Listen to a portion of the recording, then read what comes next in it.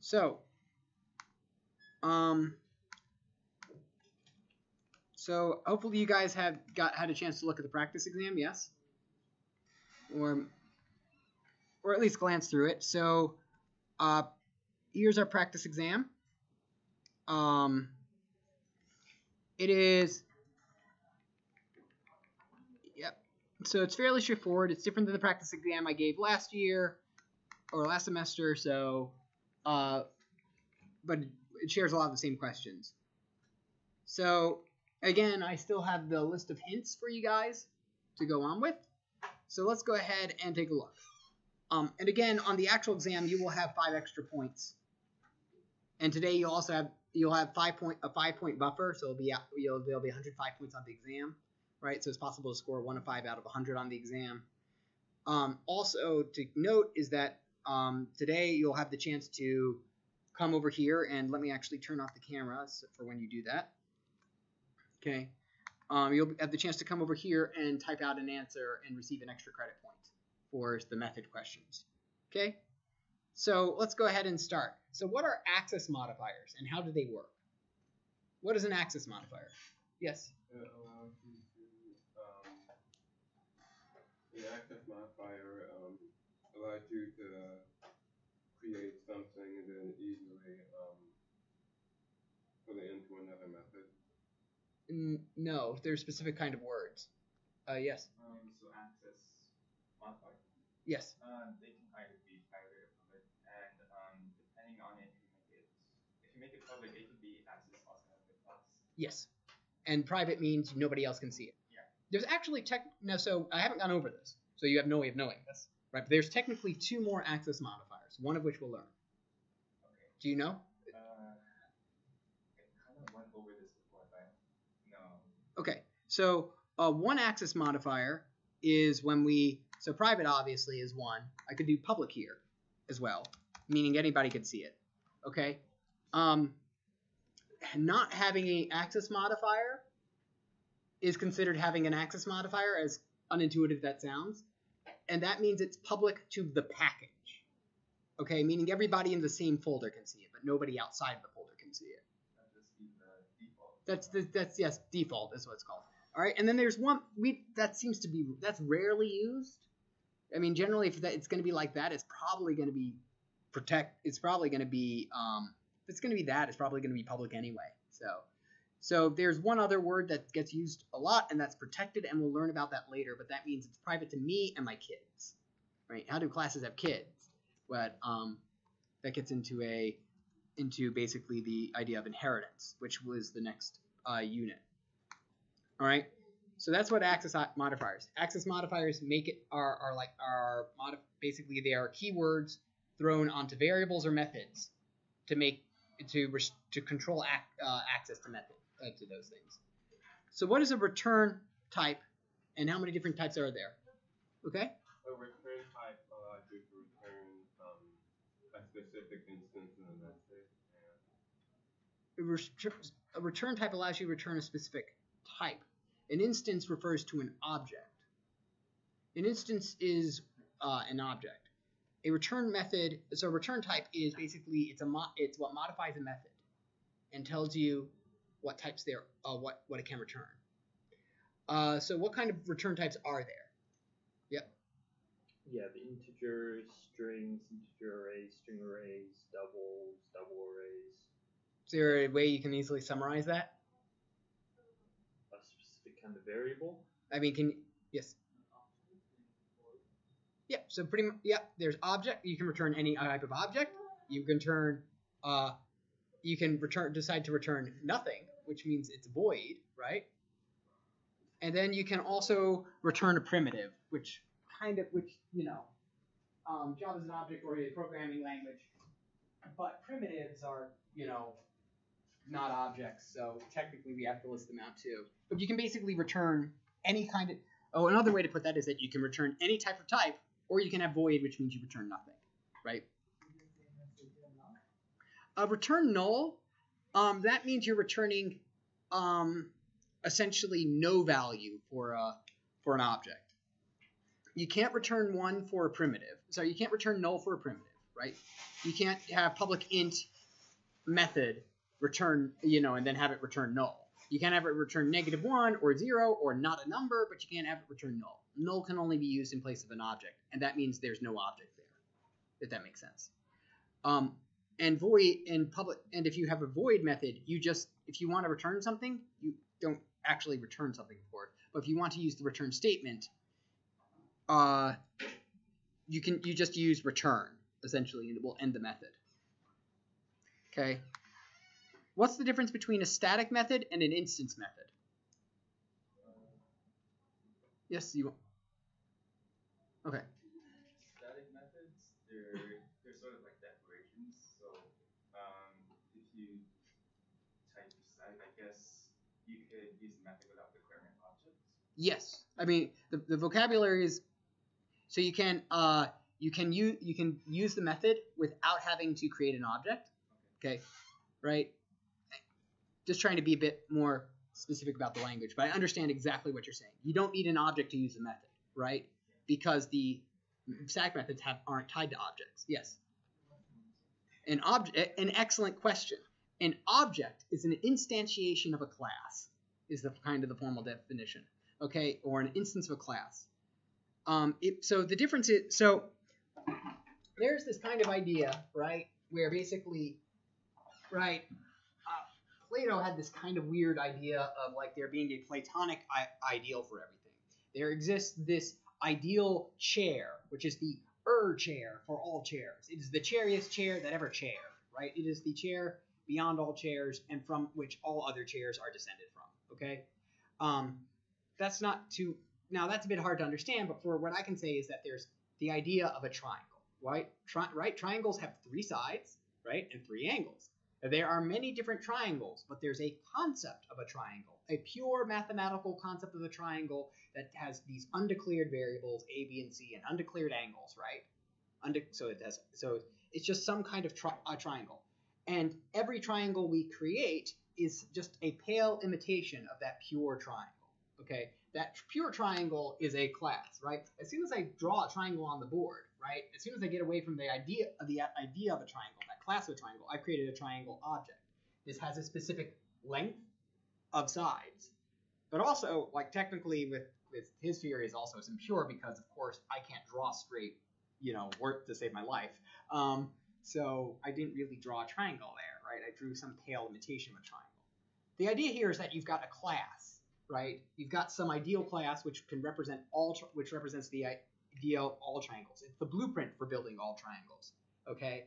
And an object, a triangle object, would be basically a specific triangle, one that exists, right? Right? People, there's an idea of a person.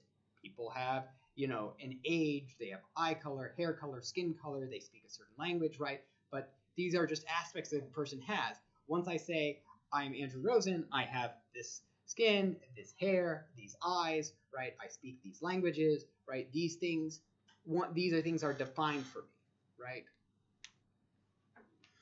All right. So, To summarize, what would be the main difference? Between static methods and instance methods, or object and class. So a static method belongs to a class, where an instance method can only be run on an object. Instance methods can only be run on an object. A static method belongs to the class. Basically, instance methods are things that they're actions that objects perform, and static methods are commands that you can run. Yeah. Maybe one easy way to explain that along the analogy of people Mhm. is that the static variable for hair, right? Anything that is a person has brown hair. The variable hair is static. All instances of a person, Bob, Joe, and Mary, they all have brown hair, right? Well, that would, so if we had static variable hair, that would mean every person has the same hair. Every person Every has shares- the brown hair. Every person shares the same exact hair. It's not only the hair color. I mean, you could say everybody has brown hair, right? And then everybody, You can say static variable hair color. right, has the same. So static variable hair color, that means that everybody would have the exact same shade hair color. But that tackles variables. variables are a bit easier to understand than methods, right? Static methods are just weird in the sense that they typically just they either exist because they perform actions you don't need an object for, or they are just commands, right, that you would run in a module, whereas instance methods are actions objects would perform. That's the main difference. Or another thing is that static methods are things that classes do, and instance methods are things that objects do. Can a local variable and an instance variable have the same name? If so, how do you tell the difference? So yes. Yeah. And how do you tell the difference between a local local variable and the instance variable? Well, you could have variable x, and then the instance variable would be something like bob.x. Specifically inside of a method, though. Like local variables exist inside of methods, right? So we see this a lot. Yep, this keyword, right? Player int score, this dot score is equal to 0, right? So I can use this as a lot. The other answer that I suppose that's technically right is I don't know. My IDE just tells me so.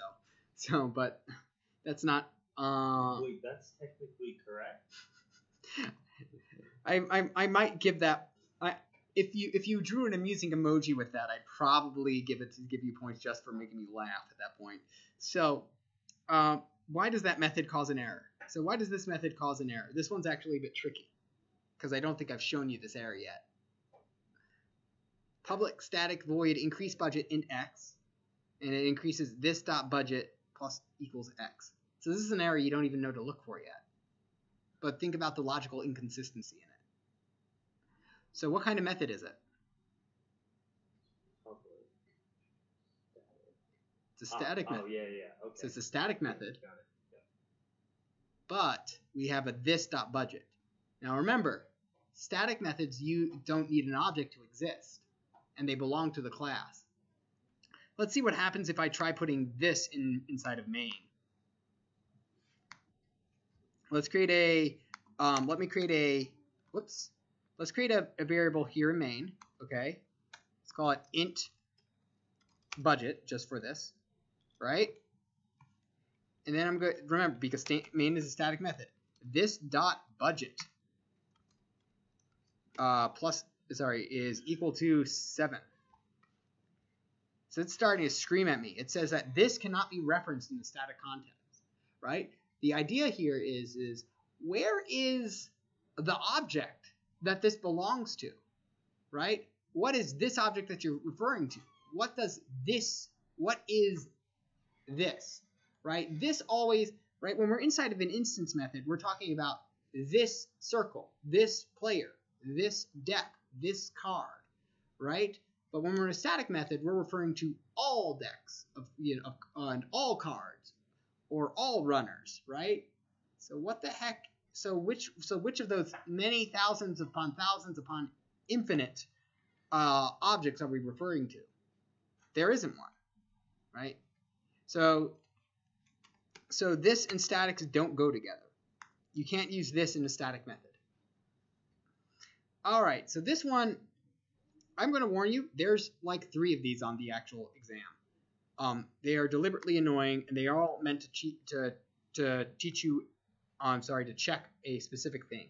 So here I have a public class global, and it has a variable called lx. Lx is an integer array, okay?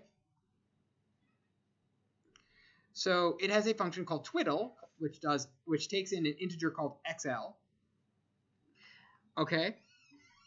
And this is where I really stretch the definition of there being no trick questions.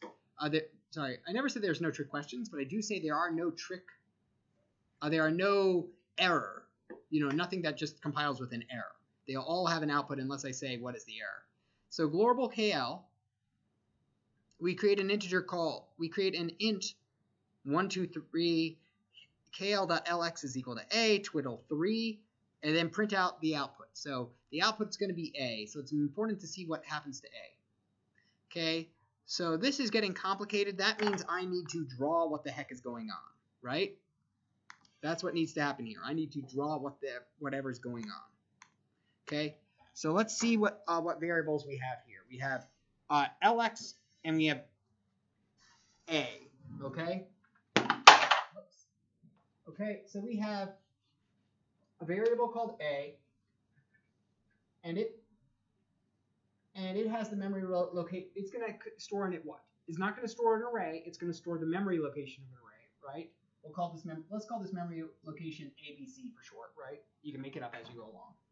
And that memory location is going to point to an array, and that array is 1, 1, 2, 3, right? This is very important. Okay, so we've got 1, 2, 3 as an array here. All right? And then we say KL.LX. So in other words, we created a new global, right? Then we did int x, and then we say this global's LX variable. So let's just go ahead and say it's KL.LX, deliberately obtuse, right? KL.LX, it is equal to A. That means that we copy the contents of A into here, right? Which means we copy 0xabc, which means that this variable and this variable are the same, right? So any changes that happen to LX are going to happen to A. Get it? This is what we referred to as aliasing, right? If you were to copy this code in and over here print out A and print out KL.LX, not do arrays.toString, but print out A and the variables. They would print out as arrays with the same memory location. Okay? So now we want to twiddle 3. Okay? So here we put in 3. We say int larg is equal to the length of the array minus 1. So 3 minus 1, so that's 2. Oh, okay, so if we recognize this is just the kata for going through an array in reverse, right? So let's just go through the array in reverse. And so indices 2, so the indices are going to be 2, 1, and 0. So my indices are going to be 2, 1, and 0. So we're going to start at 2. So 3, so what's going to be stored at the last index? What's going to be stored at the last index is 3. So is 2. So let's see. So this is index 2. So that gives me 3 plus XL. 3 plus 3 minus 2. Right? Because that's the index I'm at. 3 plus 3 minus the index I'm at. So, okay. So that means 3 plus 3, that's 6. Minus the index I'm at, that's 2. That means that this value gets switched to 4. Let's go over to the next one. So that should give me index, so that's a 2 at index 1. 2 plus 3, so that gives me 5, minus the index I'm at, which is 1. So 2 plus 3 minus 1 gives me 2 plus 3 minus 1 gives me 4 as well. And then over here we've got 0. So index 0 gives me 1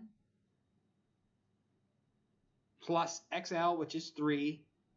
So 1 plus 3 gives me 4 minus 0. So this gives me this sets all the values to 4. And now when I print out A, I print out 4, 4, 4. So let's go ahead and see it. So that's deliberately obtuse and deliberately a bit more obtuse than what I would put on the actual exam, but it's a very good practice problem for you to run your head through to understand it. Sorry, give me one sec. Project. Objects, new, Java class, global.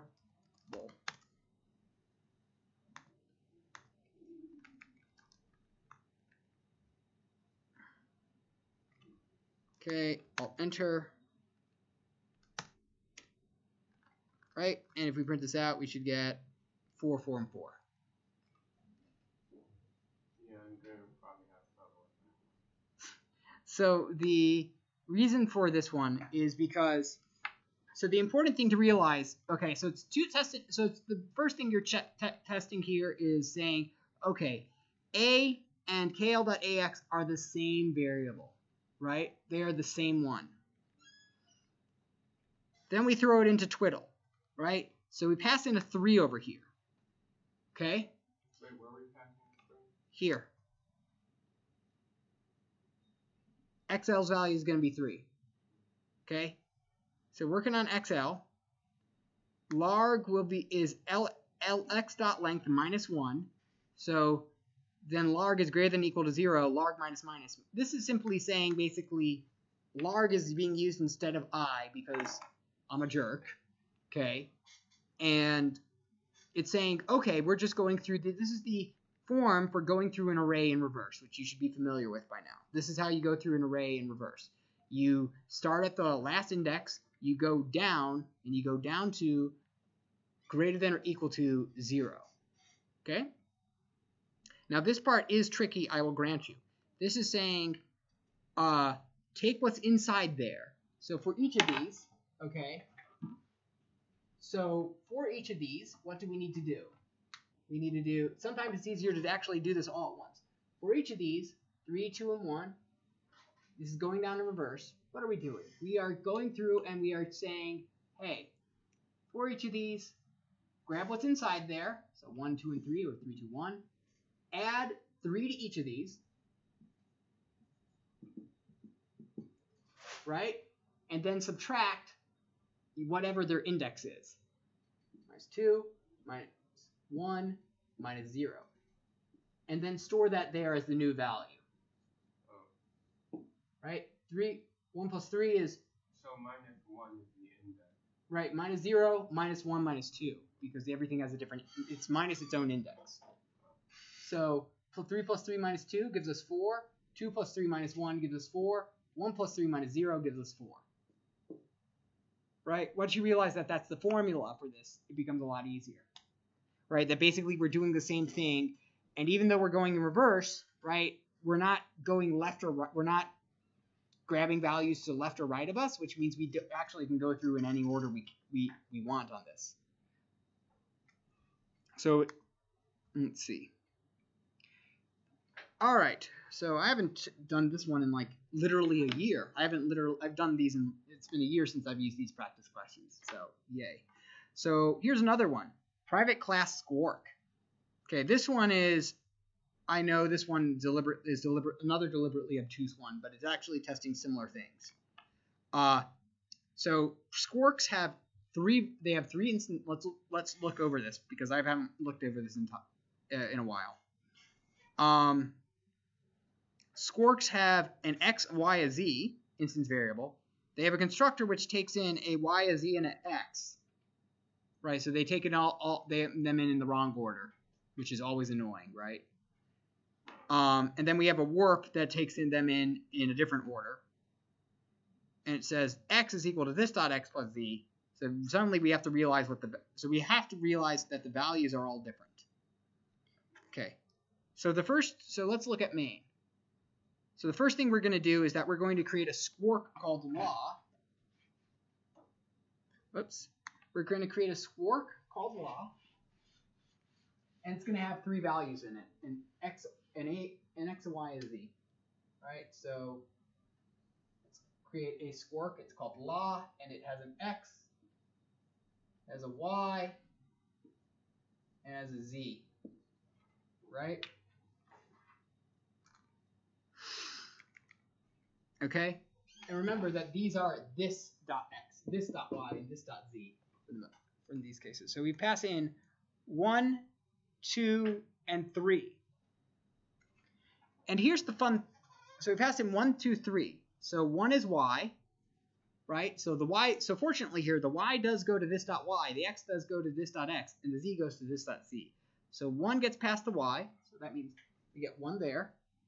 Z will get the 2, and x will get the 3. Okay? So now we warp Now we run warp on 1, -1, and 0. So we create 3 boxes over here as well. Right? We have a X, Y, and Z for what we're passing in into warp. Z is, let's see, Z is going to be 1. Notice that I've drawn it up here in a different order up there. Just I've got the names consistent. So where did it originally say that X was 3 and Y was 1 and Z was 2? Over here, where we called the constructor. So we created the constructor 1, 2, and 3. So that passed a 1 to Y, a 2 to Z. How so? Well, it created a constructor. It's a constructor, right? It takes in 3 arguments. It takes in int y, z, x. Okay? So it passes a 1 to the y because y was first in order. 2 to the z because it was second in order. The important thing here is that Java does not care about variable names. It just cares about order when it comes to parameters. So that means I can untangle them any way I want too. So 1, if Java can untangle it any way I want, I can untangle it any way I want. So when I pass 1 to z, there's nothing stopping me from putting the z over here. When we pass the -1 to y, nothing stopping me from putting it over here. And when I put a 0 there for x, I can put it over here first. Right? You can draw this however you want. Okay? Right? The boxes approach is the way to go. Just drawing the memory locations for these. All right. So now if you go z, all right. So here we go. X is equal to this dot x plus z. This dot x plus z. So which variable is this dot x and which variable is z? This dot x is 3. Z is 1. So we're going to store 4 inside of x. This dot z is equal to y. So this dot z, so the 2, is equal to not this dot y, but this one. So -1. Okay. And then y is equal, this dot y is equal to x plus 1. So x plus 1, which would be 5, is equal to there. So the math over here, once we untangled it, once we actually drew it, was fairly simple. And now we print out la.x, la.y, la.z, which would be 3, 5, and -1. These are harder examples than what I'm going to throw on the exam. Okay. All right. So important message for, so here is, so those questions I like to put in, mainly because when we do a, so this isn't so the reason I put these in, and it's less relevant for you guys because you guys don't take a common final with about 100, with like 200 other people, but in the common final we give questions like that. We don't give, probably not, and that's because the person who writes the common final likes those kind of questions. So, and he likes to make the multiple choice instead. So, all right, so over here, this is where you guys can come by and you can try, and you can come up and demonstrate how to solve a question for a bonus point on the exam. So I've turned off the web camera, so you can come up once and get a point for the question for answering a question for how do you write a method. So the important thing though for both here and on the exam, and it's very important, do not use system.out.println in this section unless you like losing points. None of these will tell you to print something out. They all tell you to return something. If I see a print line statement, I'm going to penalize you heavily. Do not do a print line statement unless you like losing points. I don't think anyone likes losing points, so do not do a print line statement. All these are methods that return something, right? All right, all of these are methods that tell you to return something. All right, so the first one is the range function, which is similar to what I would do in Python. So given an integer n, return an array of integers that contains the values 0 to n minus 1. You can assume that n is greater than 0. Right, does anyone want to try this one? From 0 to n minus 1? Yes. So we have to make sure you get them right? I will guide you. If you are wrong, I will guide you to the correct answer. So if you have 0, 1, 2, 3, right? Uh huh. Yes. All right. So let's go ahead. So let me put up a new class. Okay, come on. Okay, let me create a new class and exam questions. I'm just making a place that we can type this up. Exam questions. Yes. And all right. And then let's copy this in. There we go. So that is the question that you need to answer. So come over here, right? So you need to create. So you need to return a new integer array that has n. Sorry, that has. So you need to return a new integer array. That has n elements in it, and they contain the values 0 through n minus 1. So as you see in the example over here, you've got this one. If I pass in 5, then you will return an array that has the values 0, 1, 2, 3, and 4. If you pass in a 1, you have to give out a array that contains just 0 in it, because there's one item and it goes from the values 0 to n minus 1. All right. So if we need to return it? Yep, you need to return. Yeah, so you return the array. So you create the array, give it values, and return them. So the first thing you need to do is create the array. So you need to. So yeah, first thing is that you got to declare that, give it the proper type. Right? Int array, give it a name. Yep, that's perfectly fine. Okay.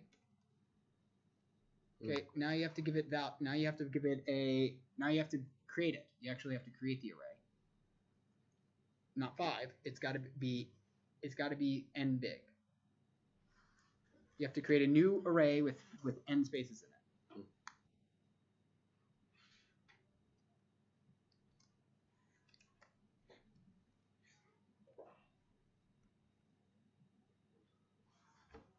To create an array with so how do you create an array with an array of size n, an integer array of size n? So, and by preference, I'd like to do it like this: int array d. So how do I create a new array of size n? Do you remember? New. So it needs to. You got to tell it what type of array it is. Yep. Int. And then how big is it going to be?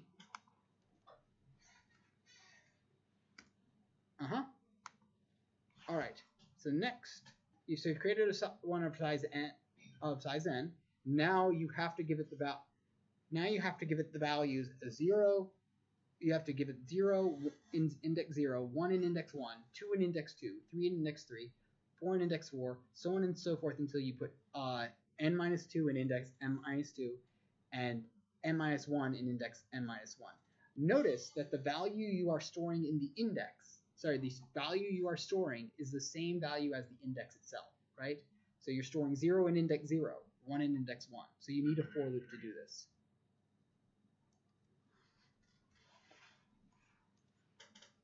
For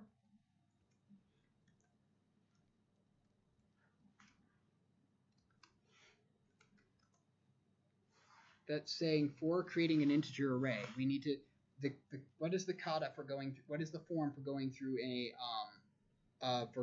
array in order? Right?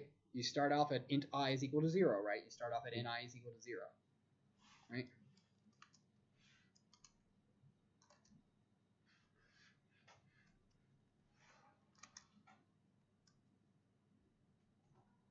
Listen.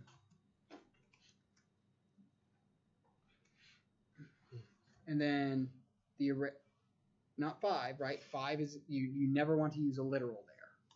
You always want, if it's size n, you have to go with size n, because it would only work on arrays of size 5 at that point.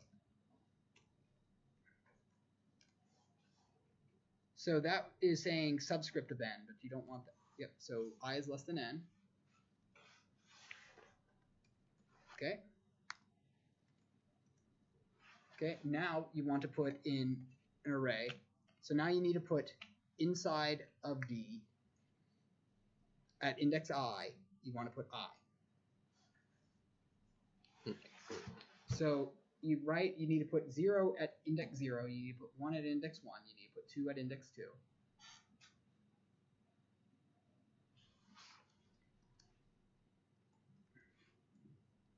So again, you're working with literals there. That's not going to work. It would work in some other programming languages, but not in Java. So you need to put, right? So i's values are going to be 1.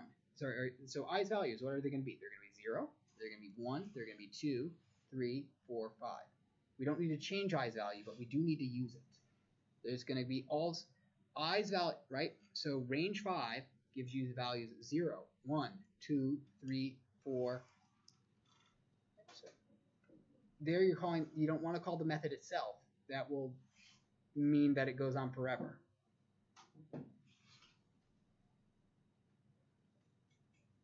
So to do this, right, you need to, so that would create a new integer array. You don't need to do that. So what you need to use is D, right? We need to populate D. Specifically, we need to populate D of I, right? And we need to store I in each index.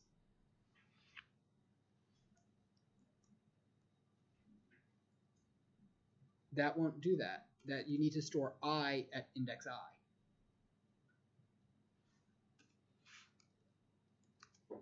So there you're creating a new integer called I. We only want to use the int keyword when you're creating a new integer.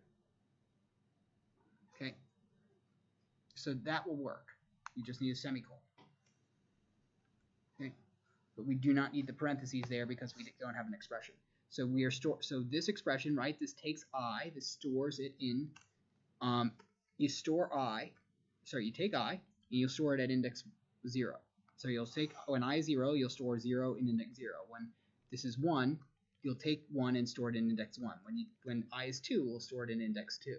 Right? This is the way that it works. And now you need to return D. Right? You need to give it back to the user. Return D. And that's it. Okay. So who wants to do the next one? So this one is un or un. Okay. Yeah, well, you have the benefit of having seen it at in the Python class. So for this un or un, right, let me tell what everybody else is up first. So un or un is that in this one we're playing, so a lot of these questions will deal with arrays and strings, okay? Almost all these questions will either deal with arrays or they will deal with strings. So this one is if the string begins with un, then we are basically going to take the un away. Return the string without un at the front. Otherwise, return the string with un added to the front of it. You can assume the string is at least 3 characters long. So un or un for untied becomes tied. Un or un for unable becomes able. Un or un for necessary, since it doesn't have the un in front of it, you add the un and it becomes unnecessary. Make sense to everybody? All right? So here, again, let's go ahead and, okay. And again, you're going to have to deal with the fact that it is a, oh boy. A non-Japanese keyboard. Oh jeez. Okay. Takes a string. Okay. So it takes a string. Named str. Got it. It's named str. So let's just start off with an if statement. If str dot substring 0 to 3. That will get you the first 3 letters. 0 to 2. Oh yeah, 0 to 2. If that dot equals equals un. Equal to un, and then you need your curly braces. Okay. If that is equal to un, what I want to do is return. Right. So if the first 2 letters are equal to un, return it without the un. Right? Str. Yeah. Dot substring 2, comma, str dot length. While completely correct, you can actually leave out the str.length because Correct. it's one of those functions that's overloaded, meaning you can use it. You got to take out the commas as well, right? If you just provide one argument, semicolon, Okay. right? If you take out one, right, it will go from 2 to the end automatically. Otherwise, so if it begins with un, just return all the other a string with all the letters beginning afterwards. Otherwise, we need to add un to the front of it.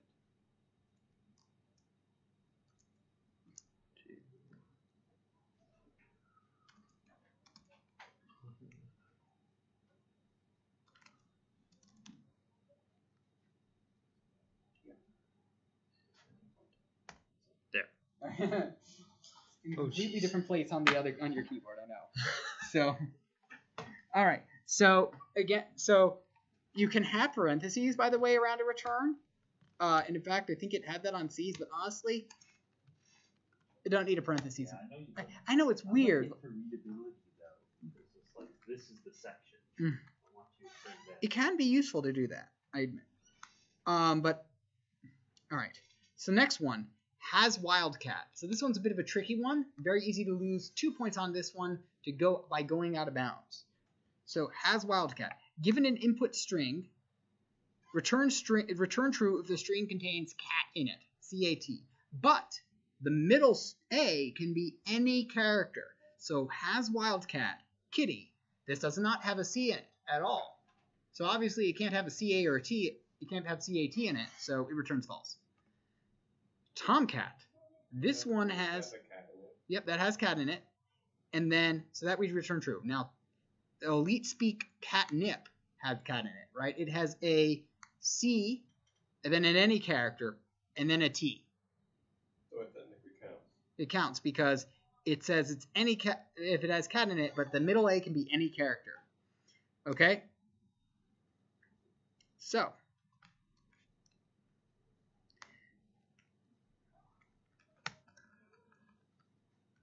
now the important thing, so if you want any volunteers for this one, the key to solving this one is to look for a C, right?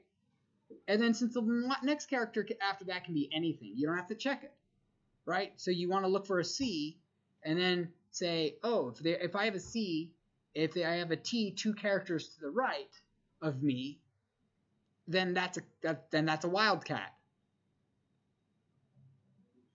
You want to give it a try? Sure. Okay. And we did this in the other Python class, and you can use regular expressions if you want to, but honestly, that's like overkill for this problem.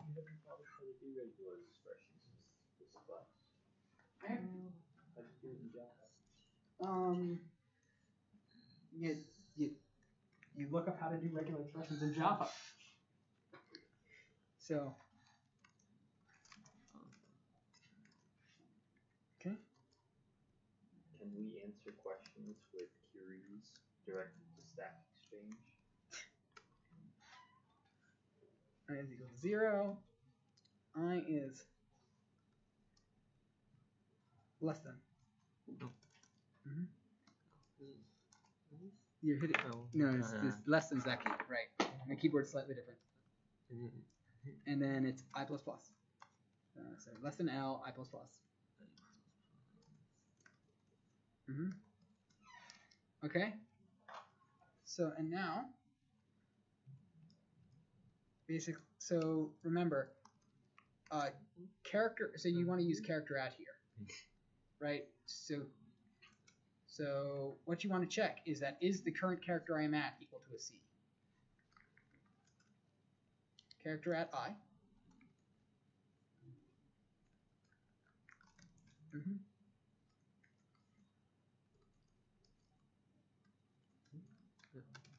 Yeah, single quotation marks. Right, because you're checking a character. It's equal to a C. And now we can also add an AND statement after that, or you can do a nested if statement if you prefer. So, right? And. So a character 2 to the right. Right, exactly. Equal. Mm-hmm. Mm-hmm. Mm-hmm. Ah, yes, you caught your mistake. Excellent. So I'll explain that to everybody else in just a second. And yep, you want to make sure. Yep, that's why we like to keep everything lined up. Yep. So, yep, it's perfect. Full credit there for that. So so if you didn't notice, he caught a mistake that he made by putting a -2 over here because it's very easy to go out of bounds, right? So he was fine when he didn't have the string at car at +2. So he's going through over here. Is he iterating through every single character in here, right? He's getting the character, and then he gets the character 2 to the right. Yes. So he made the if statement to look for the specific character C and T. Yep, she's just looking for C and T. Okay, then, but can you please explain the int I math? Where? Int L. Oh, int L? No, the for loop. The for loop. The L -2. Which one? Yeah, the L -2. What is the L -2? Well, the L -2, as I was just about to say, is that because he's looking at a character 2 to the right,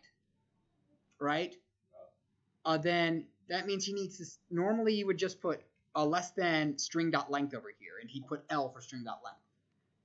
Okay. So normally you would look 2 to the right, but if you're going up to the very end, right? If you get to the last character, right? If I'm checking Kitty for a C, is this a C? No. Is this a C? No. Is this a C? Is this a C? No. Okay. Right? So it would work fine there. But say I had something like has Wildcat Tarmac. Right? That's actually going to be a false over here. Because if you don't have that -2, here's what's going to happen. Is this a C? No. Is this a C? No. Is this a C? No. Is this a C? No. Is this a C? No. Is this a C? Yes, it is. Is the character 2 after me a T? Well, 2 after me is out of bounds, so that's an error, right? So what he does is that, so instead by doing -2, he says, is this a C? No. Is this a C? No. Is this a C? No. Is this a C? No. And then he's go, well, if this wasn't a C, then nothing else after here matters, because even if anything after here is a C, there's nothing 2 to the right, so I don't care anymore. Yes? You totally could use the try statement like in Python, but better not to rely on catching errors, because that can lead to unexpected behavior. That's why I'm actually adamantly opposed to teaching the try statement until after arrays. I don't like, because then students try to abuse the try statement as opposed to making to make sure that our code doesn't crash, rather than trying to create correct code in the first place. All right. So this one's min-max difference.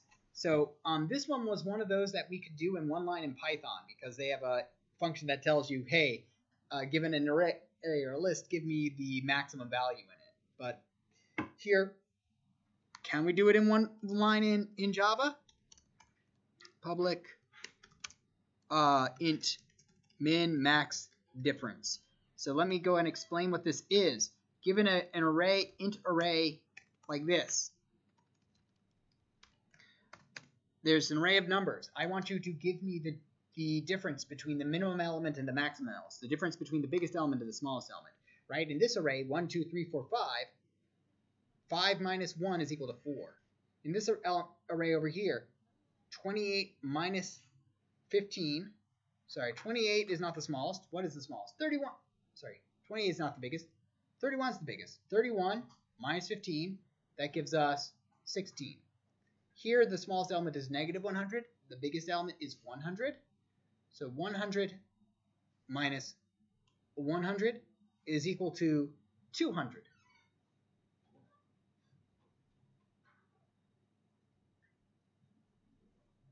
Okay? So so it's the biggest element minus the smallest element. So over here, is it possible to do this in one line? Math.max.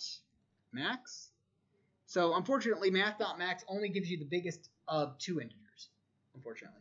So there is probably a way to do it in one line technically with those new lambda statements or something, but here we're going to have to do a for loop to do this. So does anybody want to try this one? No. Okay.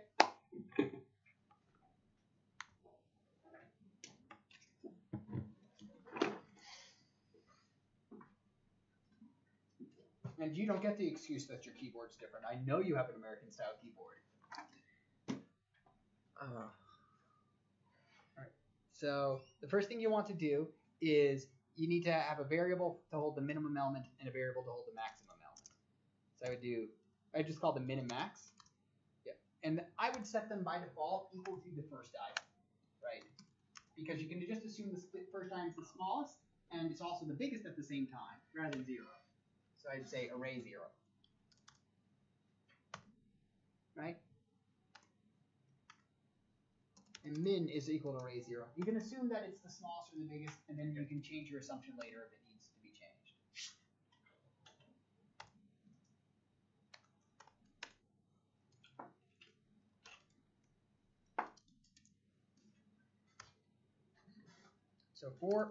So here you're just doing the standard go through everything for loop, right? The for int I is equal to 0.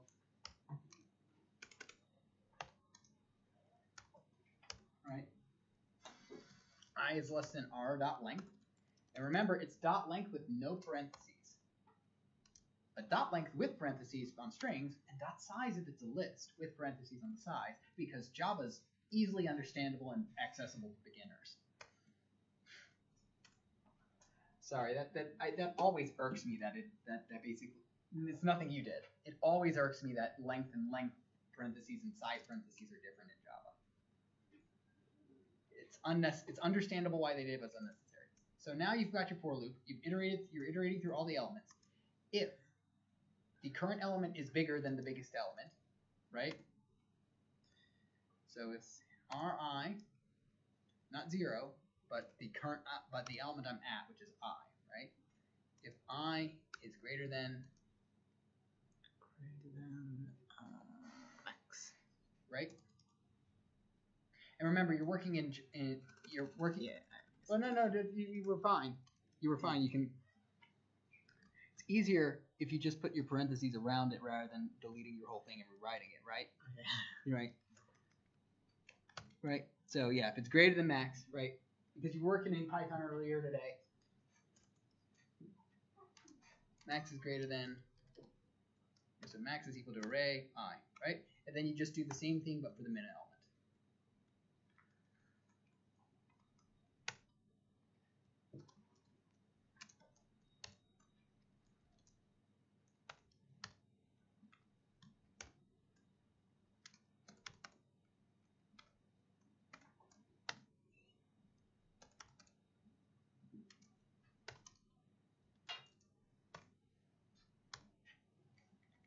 Okay, and now all you have to do is subtract. Yep, return the difference.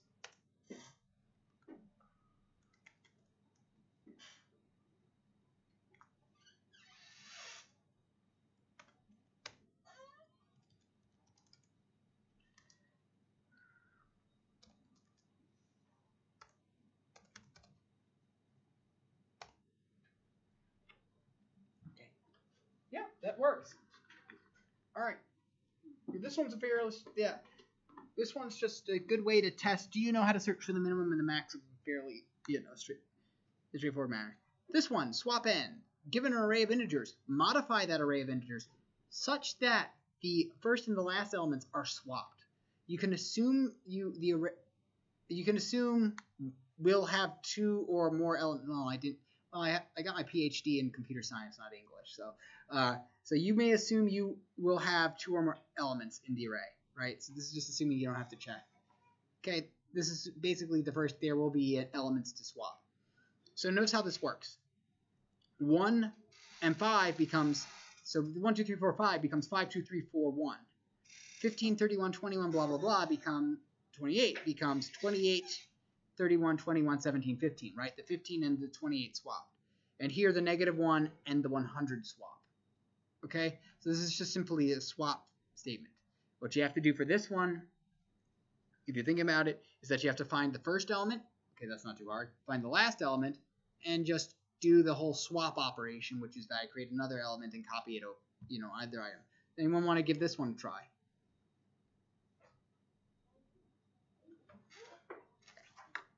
If not, I'll go ahead and code this one up. So this one's a fairly straightforward one.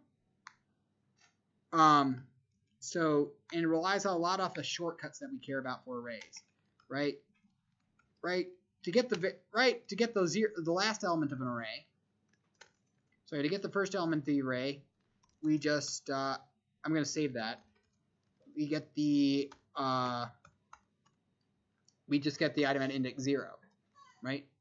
Now to store an item at index 0, what I'm going to do is I'm going to take the item at the last element, which is what I'm going to put over here, and I'm going to store that at index 0. So what index is the last index? Last index would be array.length, right? Or if the array is array size, the last element is located at array.length -1. That's how you always get the last element. And then to store something in the last element,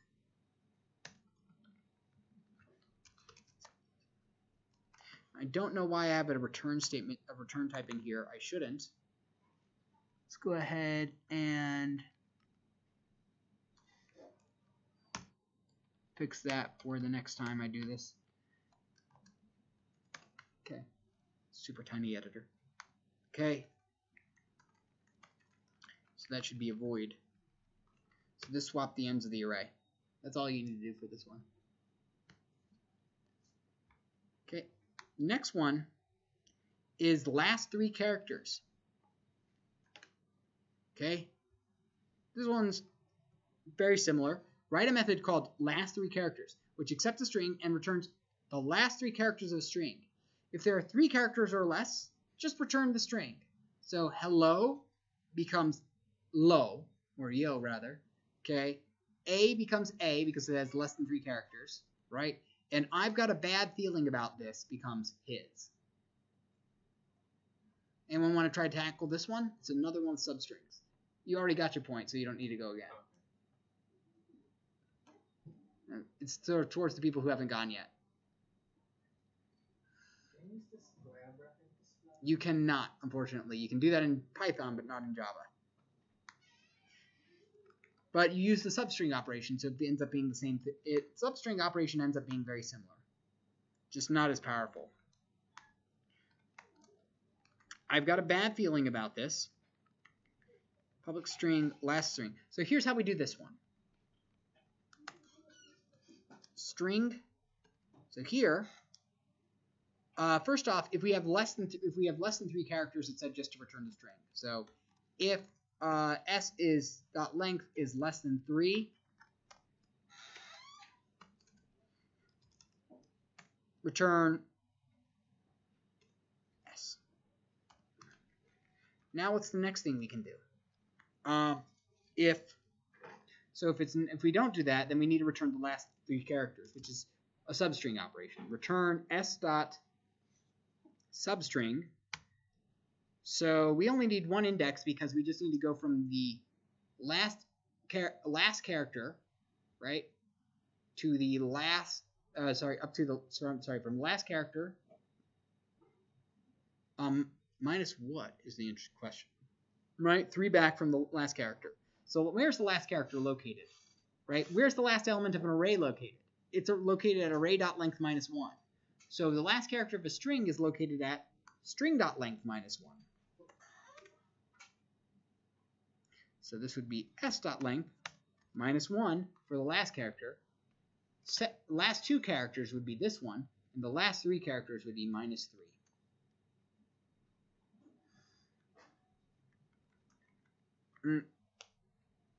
So that's kind of useful that I can just subtract 3 from the length to get the last 3 characters there. All right.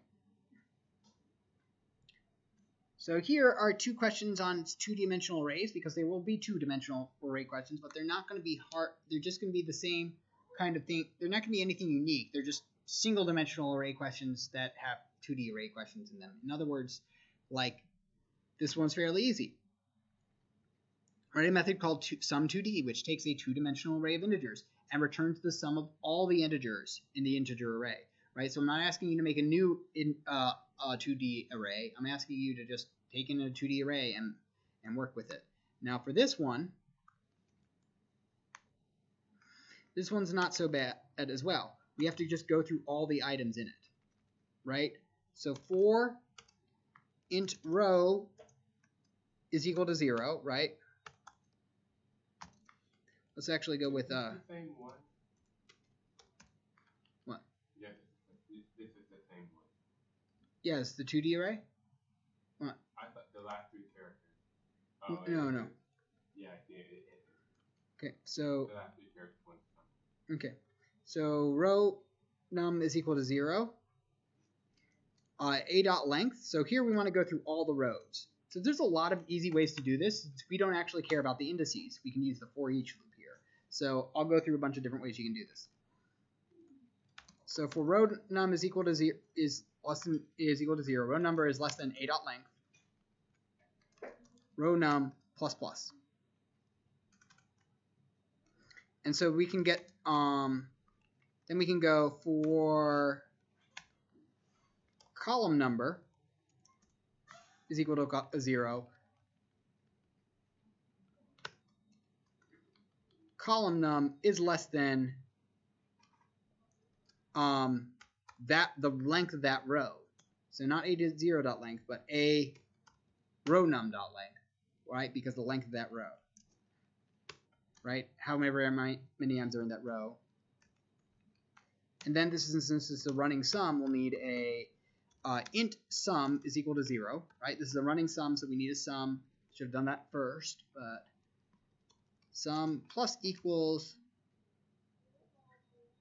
a row num col num. Return sum.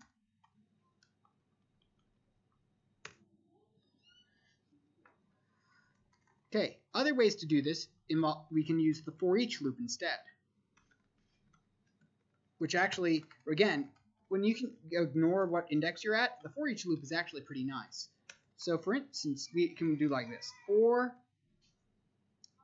int array, so remember it's an array of arrays, so for int array row in A. So for each row in A, for int number in row,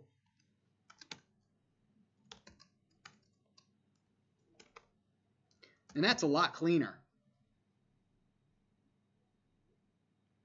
So for each row in A, for each number in row, right? So if you're coming from Python, you might prefer to use this, right? Because for each number, so for each row in A, right, what's the type of every row? Well, it's an array of arrays, so the type is an integer array.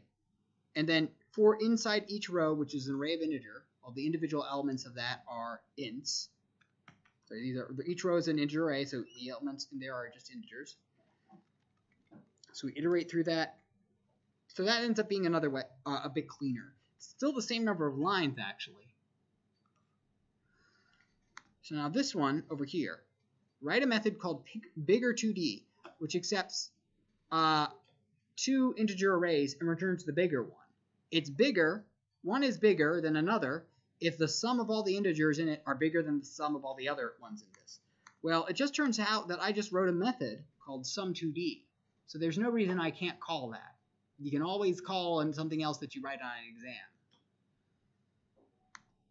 So here, it's just one 2D array is bigger than another if you've got it, if there's, right? One 2D array is bigger if the sum of their elements is bigger, right? So this one actually is fairly straightforward, despite looking harder because we have 2D, because it's involving a lot of 2D arrays. So, right, if A is bigger than B, we return A. If B is bigger than A, we return B. Right? How do we know if they're bigger? By asking what their sum is. Right? How do we do that? Well, we just wrote a method that does that. So, if bigger 2D, so if sum 2D A is greater than sum 2D B, return A, else return B. Didn't that one look hard? What if they're the same? I didn't cover what's the same, so I don't care. So wait, is that a different way to write the same problem? No, this is a different problem. This is a different problem where I'm saying, so this one summed up the values of 1. This one was, In your recording log. yeah. And this one said, hey, we're trying to figure out which one of these 2D arrays is bigger. It's bigger if the sum of the elements is bigger. So we can use the method we just wrote for the other problem to solve this problem. I'm a big fan of doing that, by the way, where I have you write a method and then have you write another one. So if you're having trouble with these, go to this website, codingbat.com, right? Where I pulled a bunch of the latest exam problems, right? And they give you a method, and it will test you and be able to tell you whether it will test your answers and tell you whether or not your method is right. So here I'm going to return, right here I'm just going to return false for this question, return false. You can't see that, so all I have to do is increase the font size to 150%, right, and go, and it tells me, hey, I got the right answer for the ones marked with red, but red for the one marked with, right, it tests my code against all these test cases, which is nice, okay? So let's go ahead and see what the heck this question is. We will say a value is everywhere in an array if for every pair of adjacent elements in the array, at least one value is in that pair. Sorry, well, at least one of that pair is the value. Return true if the value is everywhere in the array. So how do you do? So what does that mean? Well, let's take a look at their test cases. So every pair, we're looking through this array and we're checking if every pair has a 1. So 1 and 2, one of those is a 1. 2 and 1, one of those is a 1. And 1 and 3, one of those is a 1. So we return true. That makes sense? 1 and 2, one of those is a 1. 2 and 1, one of those is a 1. 1 and 3, one of those is not a 1. Right? Sorry, 1 and 3. Sorry, 1 and 2, one of those is a 2. Right? We're checking the 2. Well, 2 and 1, one of those is a 2. 1 and 3, one of those is not a 2. So we return false. So it's everywhere if every pair has a 1. It's everywhere if every pair has a 2 in this one, but it doesn't, so it's not. So now we're going to look and see is 1 everywhere in this array, right? So for every pair is one member of that pair. So here, 1 and 2 is 1 and 1 is 1 1 or 1 2? It is. What about 2 and 1? Is 1 one of those? Yes, it is.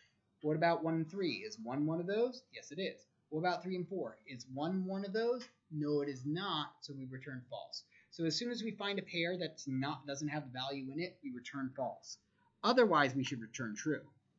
Right? If we can get to the end, we can return true. So public.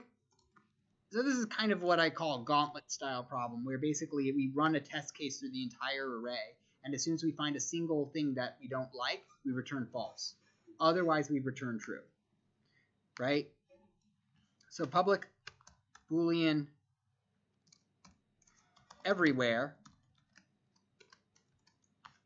int r int val.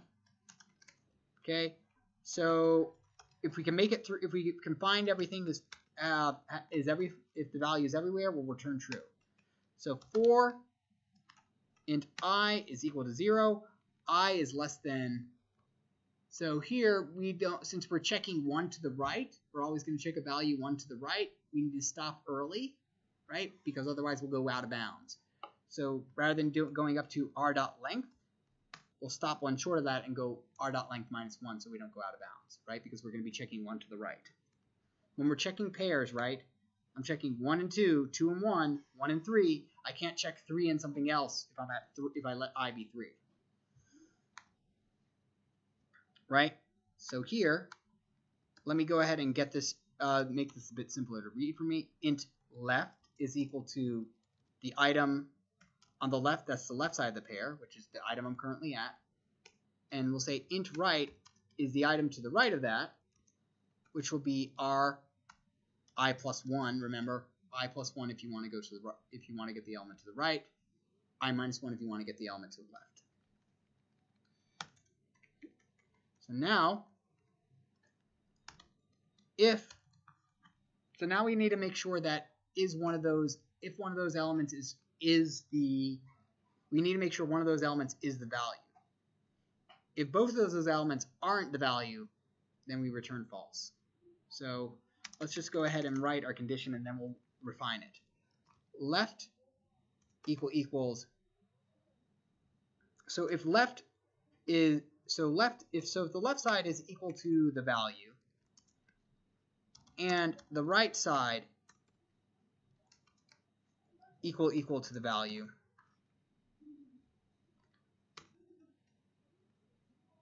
then that's okay.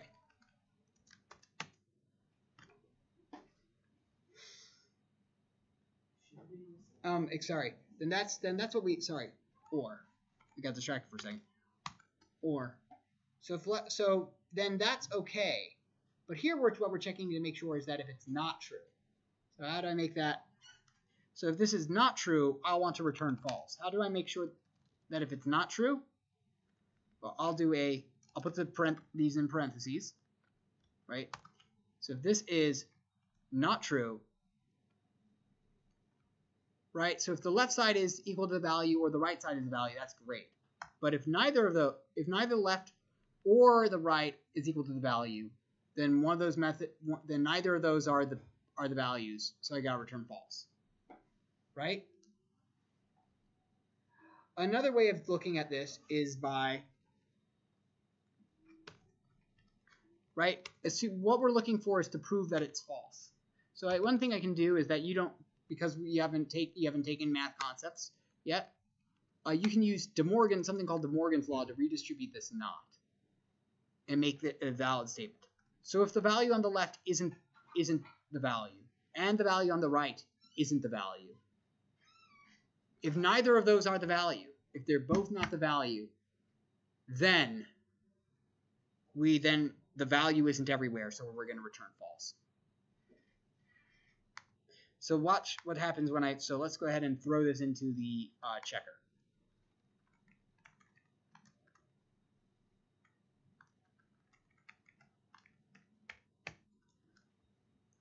Go. And not find symbol, okay, I'm just going to call this ours. Go. Boom. There's all our test cases.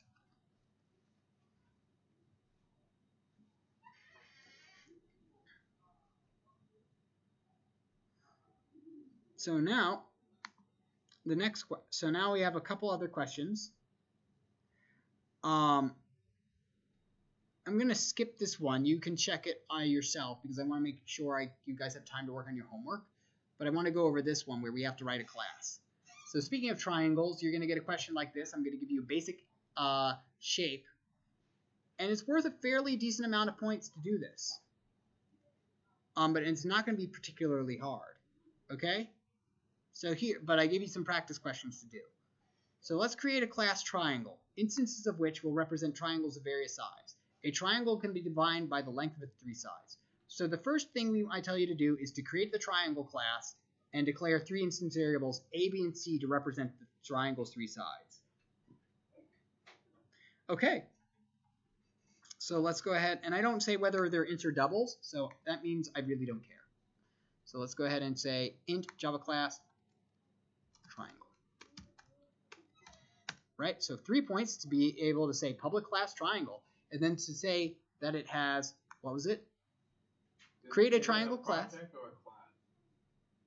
You're going to be doing it on paper, so it's a class. So create the triangle class and declare instance variables A, B, and C to represent the triangle side. So int A, int B, int C. Did I mention that they have to be private? I didn't, but by convention, these should probably be private. I might tell you on the exam, I want you to make them private. Right? A triangle has 3 sides, A, B, and C. Make sense? 3 points for that. Next, let's make a constructor for a triangle, which takes in and initializes lengths for A, B, and C.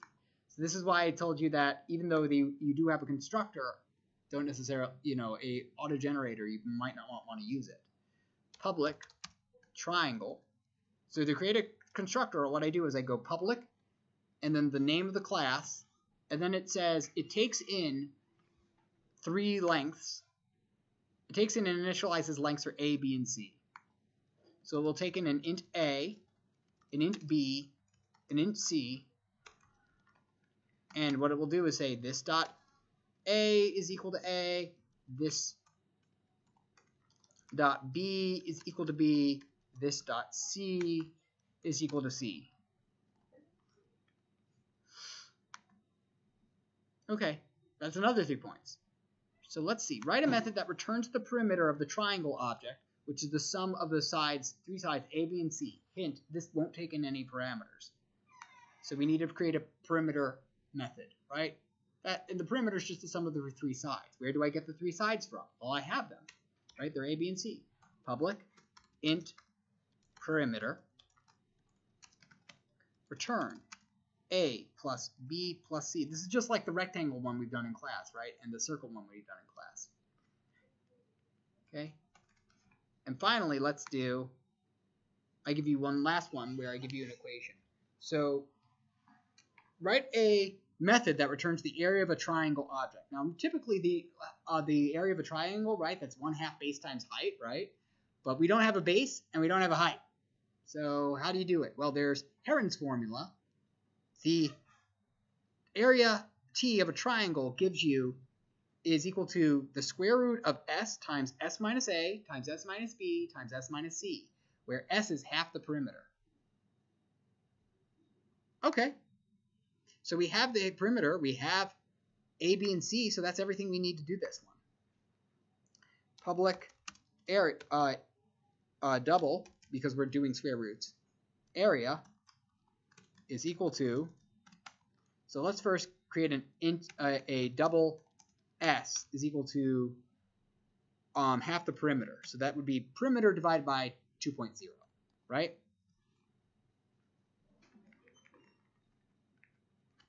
Next, we need to actually calculate the area, which would be return. I do square root by doing math.square root. And the formula was the square root of S times S minus A, S minus B, S minus C. So S times S minus A times S minus B times S minus C. Make sense? And S would be half the perimeter, so that's really all there is to it. This writing a class is fairly simple. You just have to know what the terminology I'm using is. Right? That makes sense? Next section of it is trapezoid class. Complete the trapezoid class below. A trapezoid is a shape with 4 sides, A, B, C, and D, possibly of different lengths, but 2 sides, A and B, are parallel. Create a single constructor which takes in and initializes each of the 4 sides. So private double A, B, C, D. And then we'll create a method area which calculates the shape, which is defined as A plus B divided by H. H being the height, and notice that I have a height method already there. So this one is, I'm telling you to complete a method that's already, this class which is already completed. Or sorry, already partway completed. New class trapezoid.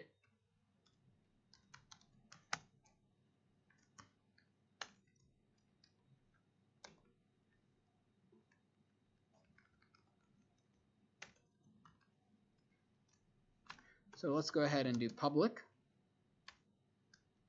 So the first thing I have to do is create a constructor which takes in all 4 sides and sets them up. So int A, int B. Oh no, wait, they're doubles, right? Double A, double B, double C, double D, right? And then we go this dot A is equal to A. This dot B is equal to B. It's very boring, but it's a very easy way to earn 3 points. And a very easy way also to lose, and a very boring way to lose 12 points, because if you can't do this, you can't do the rest of them. So creating constructor is fairly easy for these. You just have to match up the variables to the variables. So now we have to create an area method, which says the area is A plus V divided by 2 times H, where H is the height. So public double area is equal to return A plus B divided by 2 times H, which is the height, so times the height. And again, that was a fairly simple method to write. All right, last question on the exam. Write a method, a static method called make trapezoids, which will create an array of n trapezoids and return it to the user. Each trapezoid object's parallel sides A and B should have a length equal to 1 plus the index it's stored in. For example, the trapezoid at index 1 should have an A and B of 1, and the trapezoid at index 1 should have an A and B of 2, and so on. The other sides can have whatever length you want. Okay? So let's go ahead and write that. Public static trapezoid. And static meaning this is a static method. It doesn't, you don't need a trapezoid to make other trapezoids. You can just tell the trapezoid object, so there's a trapezoid class to make you a bunch of trapezoids. So see, this one returns an array of trapezoids. So let's go ahead and see how, so we want to make n of them. So trapezoid array, let's call it zoids for short, is equal to a new trapezoid array of size n.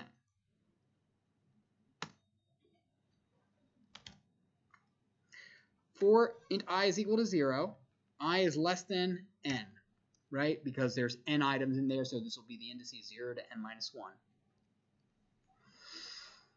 So now for each, so what we need to do here at index I, what I want to store in here is a new trapezoid, right? And it's got lengths A, B, and C, and D. And the length, I've said that the lengths A and B have to be equal to 1 plus the index it's stored at, which is I plus 1, I plus 1, right? And then I can use whatever I want for C and D. 55 and 55. Okay. Next.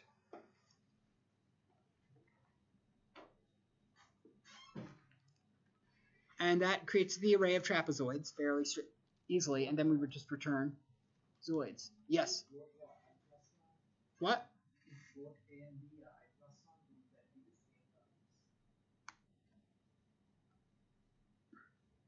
A and B have I plus 1. Yeah? What's wrong with them being both I plus 1? Yes. That was a given of the problem. It says that the trapezoid at index 1 should have an A and B of 1, right? The parallel sides, A and B, should have a length equal to 1 plus the index it's stored in. Right? That's what the instructions say to do, so we just do it.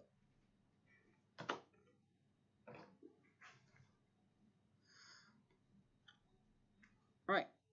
So that's it for the practice exam. So I would like to give you time to work on the homework that's currently up.